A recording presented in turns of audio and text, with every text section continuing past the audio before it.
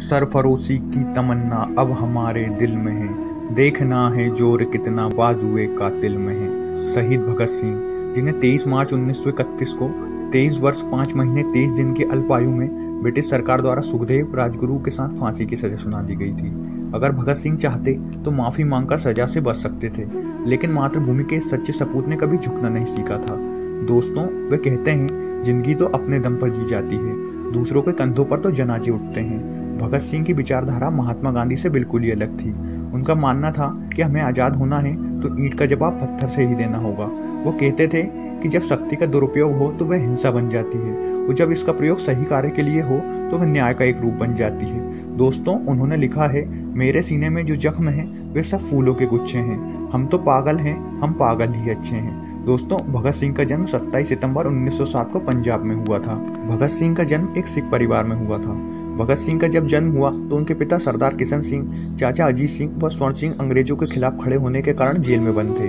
भगत सिंह के पैदा होने वाले दिन उनके पिता व चाचा को जेल से रिहा कर दिया गया था। इस बात से भगत सिंह के घर में खुशियां और भी बढ़ गई थीं। भगत सिंह पढ़ाई के लिए दूसरे सिखों की तरह लाहौर के ब्रिटिश वाले स्कूल में नहीं गए थे, क्योंकि वे ब्रिटिश सरकार की शिक्षा लेना नहीं चाहते थे। इसलिए उन्होंने दयानंद वैदिक स्कूल जाकर अपनी पढ़ाई शुरू की, जो कि आर्य समाज की एक संस्था थी। वह जब 1919 में 12 साल के हुए, उस समय जलियांवाला बाग हत्याकांड में लाखों व हजारों लोगों की जान चली गई थी। दोस्तों, उनके दिमाग में ये बात बहुत ज़्यादा ठेस कर गई थी। इसलिए 14 वर्ष की आयु में ही उन्होंने अपने आप को देश पर समर्पित कर दिया और उन्होंने अंग्रेजों को मारना शुरू कर दिया। वे गांधी जी के अहिंसक का विरोध करते थे, क्योंकि चोरा चोरी कांड में मारे गए बेकसूर लोग अहिंसा के कारण ही मारे गए थे। जब चोरा चोरी कांड हुआ उस समय भगत सिंह स्कूल में पढ़ाई कर रहे थे, लेकिन जब उन्हें इस घटना के बारे में पता चला तो उन्होंने 50 किलोमीटर पैदल चलकर उस घटना के स्थान पर पहुंचे। पर दोस्तों, उन्होंने जो कुछ भी देखा वे वाकई में बहुत ज्यादा दर्दनाक था। भगत सिंह ने उस समय ही उन सब शहीदों का बदला लेने की ठान ली और खून से सनी हुई मिट्टी को मुट्ठी में भरकर अपने घर ले आए।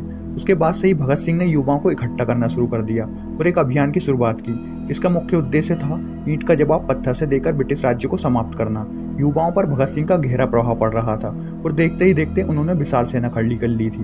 दोस्तों, ब्रिटिश पुलिस ने मई 1927 में भगत सिंह को हिरासत में ले लिया, पर उन पर आरोप लगाया कि अक्टूबर 1926 में लाहौर बम धमाके में वे शामिल थे। हालांकि हिरासत में लेने के कुछ हफ्तों बाद उन्हें जमानत पर रिहा कर दिया गया था।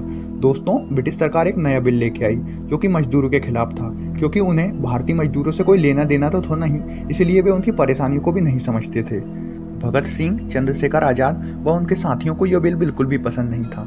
उनका कहना था कि गुलामी के कारण पहले ही आम लोगों की हालत बहुत ज़्यादा खराब हो रखी है और इस बिल के कारण और भी ज़्यादा खराब हो जाएगी। इसीलिए इस बिल का विरोध करते हुए भगत सिंह व बटुकेश्वर दत्त ने दिल्ली की केंद्रीय असेंबली में 8 अप्रैल 1929 को एक बम फेंका। बम फेंकने का मकसद किसी की जान लेना नहीं था। उस बम के निर्माण के समय उसमें विस्फोटक की मात्रा ना के बराबर मिलाई गई थी।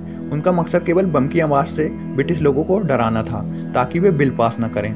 बम फेंकने के बाद भगत सिंह व उनके साथी ने स्वेच्छा से अपनी गिरफ्तारी दे दी, ताकि ये बात पूरे देश में फैल जाए और लोगों के अंदर भी देशभक्ति की भावना जग सके। दोस्तों, देश की आज़ादी के लिए अपनी जान की परवाह किए बिना लड़ने वाले सेनानी भगत सिंह राजगुरु सुखदेव को 23 मार्च 1931 की शाम 7:33 पर फांसी दे दी गई और मात्र 23 साल की छोटी सी उम्र में इस वीर सपूत ने हंसते हंसते फांसी के फंदे को चूम लिया। दोस्तों, उनके नाम के आगे एक पद भी जुड़ गई, शहीद भगत सिंह, जो कि आज सभी शान से नाम लेते हैं। तो दोस्तों, ये थी भारत के वीर सपूत भगत सिंह की कहानी। उम्मीद करते हैं कहानी आपको पसंद आई होगी। यदि कहानी पसंद आए तो हमारे चैनल को जरूर सब्सक्राइब करें। धन्यवाद।